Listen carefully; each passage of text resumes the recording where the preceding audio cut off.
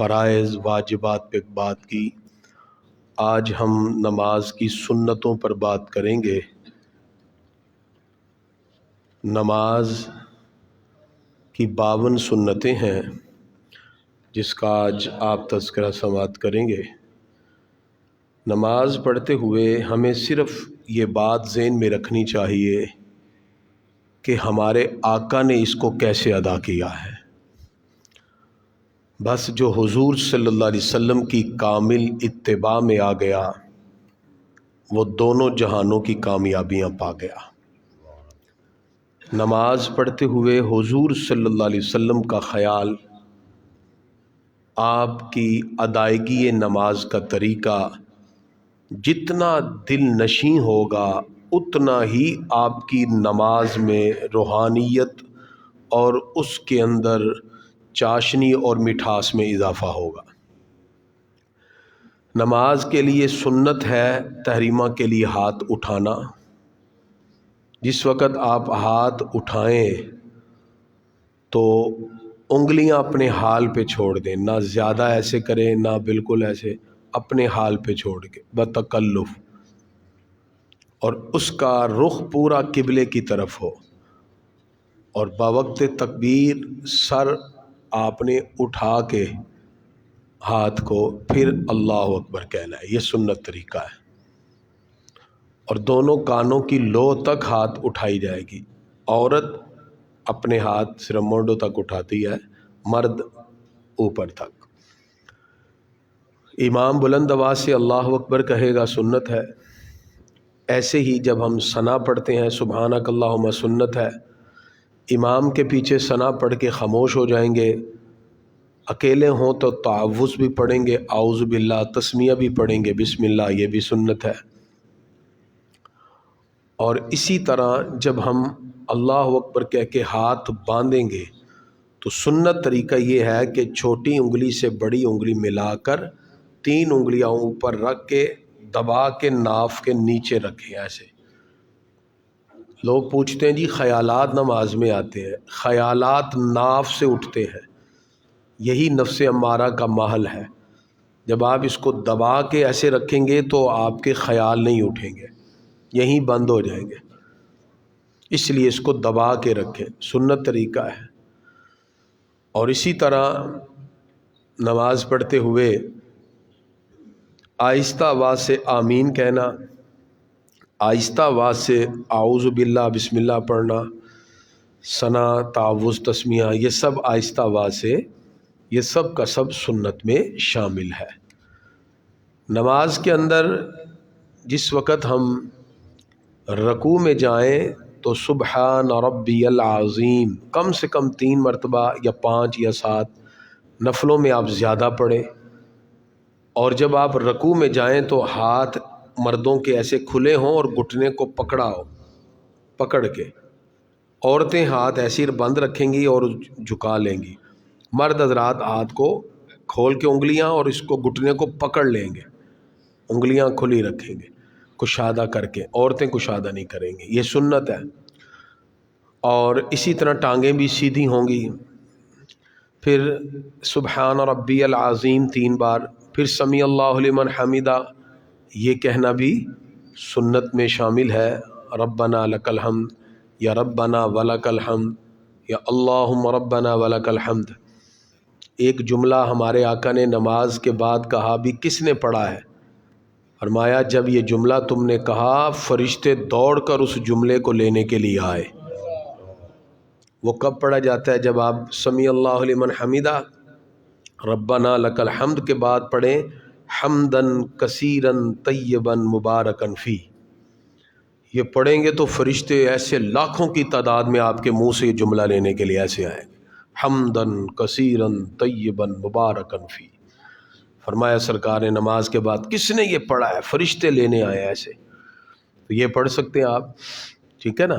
تو یہ ساری چیزیں نماز کے اندر خشوع خضوع کے ساتھ اللہ سے اضافی انعام لینے کے طریقے ہوتے ہیں۔ جب سجدے میں جائیں تو یہ نہیں کہ ہاتھ پہلے رکھ دیں، طریقہ کار ہاتھ آپ نے گھٹنوں پہ رکھنے ہیں، پہلے آپ کے گھٹنے زمین پہ لگیں، پھر ہاتھ، پھر آپ کی پیشانی، اٹھتے ہوئے اس کا الٹ ہو، اٹھتے ہوئے زمین کا سہارا نہ لیا جائے، آپ نے گھٹنوں پہ ہاتھ رکھ کے کھڑے ہونا، یہ سنت ہے، اور یہی سنت کو ہمیں ادا کرنا چاہیے۔ تو سجدے کے لیے وہی طریقہ جس طرح بتایا، جانے والا اور اٹھتے ہوئے اس کا الٹ۔ بہرحال عورتیں جو ہے وہ سجدے میں اپنے آپ کو سمیٹ لیتی ہیں، اور بیٹھتے ہوئے مرد جو ہے وہ دایاں پاؤں کھڑا کر کے بائیں پہ بیٹھتا ہے، خواتین دونوں پاؤں ایک طرف نکال کے بائیں طرف بیٹھتی ہیں، یہ ان کا طریقہ ہے۔ اور جس وقت ہم تشہد پڑھیں تو اشہد اللہ الہ الا اللہ، لا پہ کھڑا کرنا ہے، اللہ پہ انگلیاں کھول دینی ہے، ٹھیک ہے جی، یہ بھی سنت میں آتا ہے۔ یہ ساری کی ساری چیزیں سنت ہیں، اور جتنا آپ سنت کے اندر پختگی فرماتے جائیں گے، آپ کی ہر ادا کے اندر اللہ تعالیٰ برکت پیدا فرما دے گا۔ سنت سمجھ کے ہر کام کریں، سحری کھائیں، روٹی تو کھانی ہے، نیت کریں میرے آقا کی سنت ہے، 24 ثواب ملنا شروع ہو گیا۔ ہر چیز میں سنت۔ اس کا کیا فائدہ ہے؟ جب موسیٰ علیہ السلام کے سامنے جادوگر آئے نا، تو روایت تھی کہ جس سے مقابلہ ہوگا اس جیسا لباس پہننا ہے۔ تو موسیٰ علیہ السلام نے ہرے رنگ کا جبہ، چٹی دھوتی اور اوپر ہرا امامہ اور ڈنڈا پکڑا ہوا ہے، سارے جادوگر اسی لباس میں آئے، مقابلہ جس سے ہوتا ہے اسی جیسا لباس پہنا، وہ روایت تھی، سب نے اس جیسا لباس پہنا، وہی ہرے رنگ کا جبہ اور سفید دھوتی اور امامہ اور ہاتھ میں ڈنڈا۔ جب آپ نے اپنا عصا ڈالا، جادوگروں کا سارا جادو وہ نگل گیا، بعد میں اللہ نے ان کو ایمان کی دولت دے دی۔ موسیٰ علیہ السلام طور پہ، یا اللہ جس فرعون کے لیے میں نے اتنے جتن کیے اس کو تو ایمان دیا نہیں، جادوگروں کو ایمان دے دیا۔ اللہ فرماتا ہے میرے پیارے کلیم، جادوگروں کو ایمان اس لیے دیا انہوں نے روایتاً تیری سنت کو اپنایا ہوا تھا، تیرے جیسا لباس پہنا تھا، تو میری رحمت نے گوارا نہ کیا جو میرے پیارے کلیم جیسا بن کے کھڑا ہو میں اس کو ایمان سے محروم کر دوں، میں نے سب کو ایمان کی دولت دے دی۔ جو روایتاً نبی جیسا بن جائے تو اس کو اللہ تعالیٰ ایمان کی دولت عطا فرماتا ہے، تو جو نبی کی سنت سمجھ کر نبی کی سنت اپنائے اس کو اللہ کتنا اجر عطا فرماتا ہوگا۔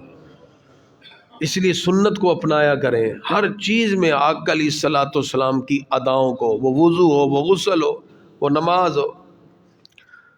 تو اب چونکہ صورتحال عجیب ہے، ہم ایک ایسے دور سے گزر رہے ہیں جہاں تو لوگوں کے ذہنوں کے اندر طرح طرح کے اشکالات پیدا کرتے ہیں۔ مثلا تراویح سنت موقدہ ہے، آج کل اس پر بھی بات چلی ہوئی جی تراویح کا وجود ہی کوئی نہیں ہے۔ ہم نے کہا تمہارا بھی پھر وجود کوئی نہیں ہے بھی، کیوں نہیں وجود ہے جی؟ جو نسل در نسل چل کے آ رہا ہے، یہ ذہن میں رکھیں، مرد و عورت دونوں پر سنت موقدہ ہے تراویح پڑھنا۔ حضور صلی اللہ علیہ وسلم نے 3 دن بعد جماعت جیسے ہم پڑھتے ہیں ادا فرمائی، لیکن اس کے بعد کیا ہوا؟ آقا علیہ الصلوۃ والسلام فرماتے ہیں مجھے اس غرض سے کہ کہیں میری امت پر یہ فرض نہ ہو جائے، جماعت کو ترک کیا ہے، تم اپنی اپنی ایسی ادا کرو۔ تمام صحابہ نے 20 رکعتیں ادا کی، کسی ایک نے بھی نہیں چھوڑی، نہ حضور صلی اللہ علیہ وسلم نے چھوڑی۔ لوگ کہتے نہیں 3 دن پڑھا کے پھر پڑھی نہیں، نعوذ باللہ، یہ تو غلط بات ہے۔ حضور صلی اللہ علیہ وسلم نے صرف اتنا فرمایا کہ اب جماعت نہیں، الگ الگ پڑھو، اپنی اپنی پڑھو۔ یہ سلسلہ دور صدیقی میں بھی رہا، اپنی اپنی۔ لیکن فاروق اعظم رضی اللہ عنہ کے دور میں جب، چونکہ صدیق اکبر رضی اللہ عنہ کے دور میں اتنے فتنے کھڑے ہو گئے، ادھر مرتدین آ گئے، مانعین زکوٰۃ آ گئے، جھوٹے نبی آ گئے، موقع ہی نہیں ملا۔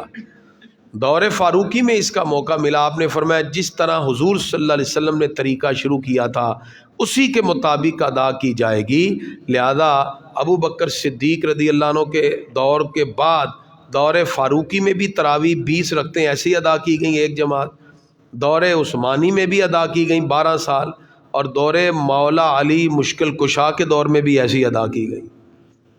30 سالہ خلافت راشدہ کا دور بنتا ہے، اس میں تقریباً 27 سال تک خلفائے راشدین ایسی 20 رکعتیں نماز ادا کرتے رہے، اور اب 1400 سال میں کوئی ایسے نئے کالر پیدا ہو گئے ہیں، دانشور تو نہیں ہم کہہ سکتے، ظاہر ہے دانشور ہے وہ نہیں ہوگا جو اللہ اس کے رسول سے ٹکر لے، یہ سارے دانشور ہیں جو بیٹھ کے آج بھونک رہے ہیں، کہتے ہیں نہیں جی تراویح کا ثبوت ہی کوئی نہیں ہے۔ تو ہم نے کہا جو خلفائے راشدین کے تینوں دور میں ہوتی رہی وہ پھر کیا تھا؟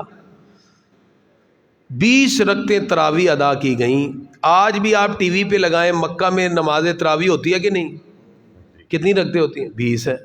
مدینہ شریف میں ہوتی ہیں کہ نہیں؟ ہوتی ہیں. 20 رکعتیں تو پوری دنیا میں ہو رہی ہیں. تو یہ کون سا نیا سیاپا کھڑا کریں جی؟ ہے ہی نہیں. تو لہذا جو لوگ اس طرح کی بات کرتے ہیں بالکل ان کی بات پہ توجہ نہ دیجیے. وہ دین میں ایک نئی طرح نکالتے ہیں.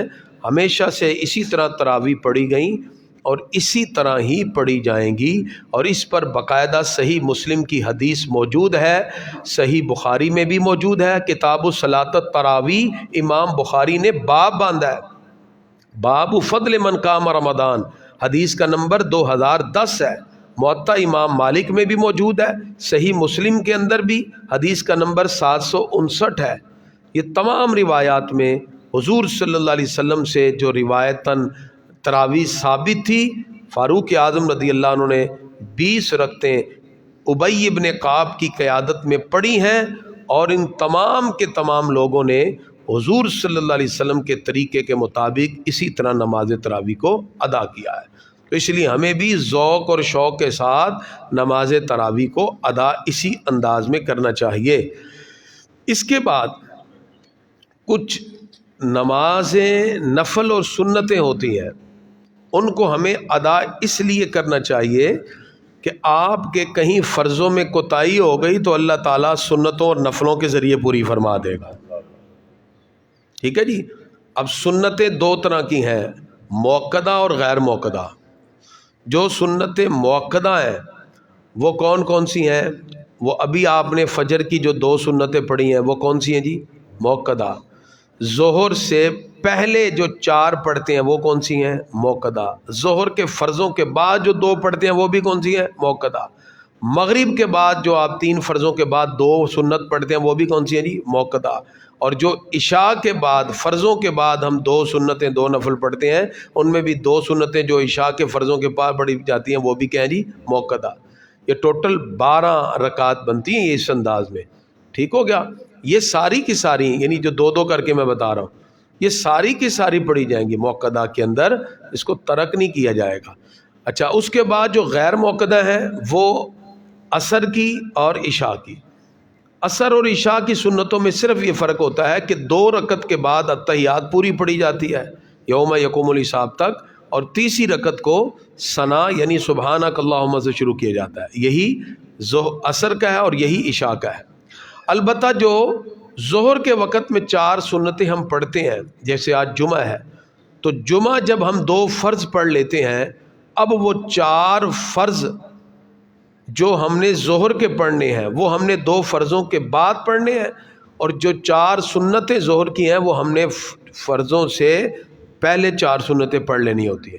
تو اس کی نیت کر لیتے ہیں 4 رکعات نماز سنت قبل الجمعۃ المبارک، وہ ظہر والی 4 سنتیں، اور جو 4 فرض ہیں ظہر کے وہ جمعے کے دن کیا بن جاتے ہیں؟ سنت. تو ہم اس کی نیت کیا کرتے ہیں؟ 4 رکعات نماز سنت بعد الجمعۃ المبارک، وہ موقدہ ہے. اس کے بعد پھر 2 سنت 2 نفل پڑھنی ہوتی ہے. ان تمام چیزوں کو اچھی طرح ذہن نشین کریں. یہ نہیں کہ اس میں کوئی آپشنل ہے، یہ لازم ہوتا ہے ان تمام سنتوں کو ادا کرنا. اس کے علاوہ ہمیں زیادہ سے زیادہ اللہ کی بارگاہ کا قرب اختیار کرنے کے لیے اور بھی نوافل پڑھنے چاہیے. مثلا آج کل رمضان المبارک ہے تو آپ تہجد کے نوافل پڑھا کریں، ضرور پڑھ لیا کریں. آپ تھوڑا سا پہلے اٹھ جائیں تو آپ وضو کریں. تہجد کو طریقہ پڑھنے کا جو خواجگان کا ہے وہ یہ ہے جس طرح ہم پڑھتے ہیں کہ 2 نفل تحیت الوضو کے، یعنی جب آپ تہجد کے ٹائم وضو کر کے 2 رکعت پڑھیں تحیت الوضو کے، اس کے اندر آیت الکرسی پڑھ لیں یا کوئی اور لمبی آیت پڑھ لیں دونوں میں. اس کے بعد 2 کر کے 4 رکعت پڑھ لیں، ٹوٹل یہ 6 بن جائے گا. تو 6 رکعت بھی ہے، بعد میں 8 بھی پڑھی ہیں. تو چاہیں تو 8 پڑھ لیں تہجد کی، وگرنہ 2 تحیت الوضو اور 2 کر کے تہجد کے نفل پڑھ لیں 4 اور 2 ملا کے ٹوٹل 6 بن جائیں گے. یہ آپ کی تہجد اتنی مقبول ہوتی ہے کہ اللہ کی بارگاہ کا قرب اس سے اللہ تعالیٰ آپ کو عطا فرماتا ہے. اسی طرح جب آپ نماز فجر کے بعد آپ جب سورج نکل آتا ہے اس کے 20 منٹ بعد 2 نفل پڑھیں، وہ اشراق ہے۔ اگر آپ مسجد میں ہی بیٹھے ہیں، ذکر و اذکار میں ہے، تو اللہ حج اور عمرے کا ثواب بھی عطا فرماتا ہے۔ اس کے 1 گھنٹے بعد آپ اپنی ڈیوٹی پہ چلے گئے، جہاں بھی ہے وہاں آپ 2 کر کے 4 نفل پڑھیں، وہ چاشت ہے، اس کی بڑی فضیلت ہے۔ اسی طرح مغرب کی نماز کے بعد جب آپ 2 سنت پڑھ لیں، پھر آپ 2 کر کے 6 نفل پڑھیں اوابین کے۔ پہلی رکعت میں لقد جاءکم رسول من انفسکم یہ پڑھ لیں، دوسری میں قل هو اللہ احد۔ آپ کی جو روح ہے پہلے عرش کو ایسے ٹچ کر کے آتی ہے اگر آپ صرف 6 نفل یہ پڑھ لیتے اوابین کے مغرب کے بعد۔ یہ تمام کے تمام وہ نوافل ہیں جو آپ کو اللہ کی بارگاہ کا قرب عطا فرماتے ہیں۔ اس لیے اپنے تائیں اپنی کوشش جاری رکھیں۔ بعد اب آپ یہ پوچھتے ہیں کریمی صاحب آپ اتنی محنت کر رہے ہیں، صبح بھی ادھر دوپہر بھی ادھر، یہ معاشرہ بگڑیا ہے، انہیں نہیں سیدھا ہونا۔ تو میں نے کہا جی ہم اپنے حصے کا کام کر رہے ہیں۔ ابراہیم علیہ السلام کو جب آگ میں ڈالا گیا تو ایک بلبل جو تھی وہ چونچ سے پانی ڈال رہی، تو پوچھا گیا ابھی تیرے چونچ کے پانی ڈالنے سے کیا ہوگا؟ اس نے کہا جتنی میری اوقات ہے میں اپنے حصے کا اتنا ہی کام کر رہی۔ اللہ تعالیٰ نے اس پر اس بلبل سے کہا بتا، وہ خاص ایک نسل ہے، تو نے میرے پیارے نبی کو بچانے کے لیے پانی ڈالا ہے، تجھے کیا انعام؟ کہا یا اللہ تو نے اپنے محبوب کے 3000 نام پوشیدہ رکھے ہیں، وہ نام مجھے سکھا دے۔ اللہ نے اس بلبل کو وہ نام سکھا دیا۔ وہ بلبل خاص ہے۔ یہاں لاہور میں ایک بزرگ ہوتے تھے، انہوں نے اس بلبل کے وہ بولی سیکھنے کے لیے قرآن سے رہنمائی لی۔ وہ ایران کے قریب گئے، وہاں وہ بلبل ملی انہیں۔ وہ صبح بیٹھ جاتے تھے، تہجد کے وقت وہ بولتی تھی۔ انہوں نے 800 سے سرکار کے زیادہ نام لکھ کر کتاب کے اندر تدوین فرمائے، 800 سے زیادہ، ویسے تو 3000 اس بلبل سے نکالے۔ پھر انہوں نے کوشش کی لیکن وہ دنیا سے چلے گئے۔ ان کی قبر میانی شریف میں ہے، آج بھی کستوری کی قبر سے خوشبو آتی ہے، آج بھی۔ تو اپنے اپنے حصے کا کام۔ اور ایک اور ہے بزرگ جن کی قبر سے کستوری خوشبو آتی ہے، وہ انشاءاللہ ہم جمعے کے موقع پر آپ کو بتائیں۔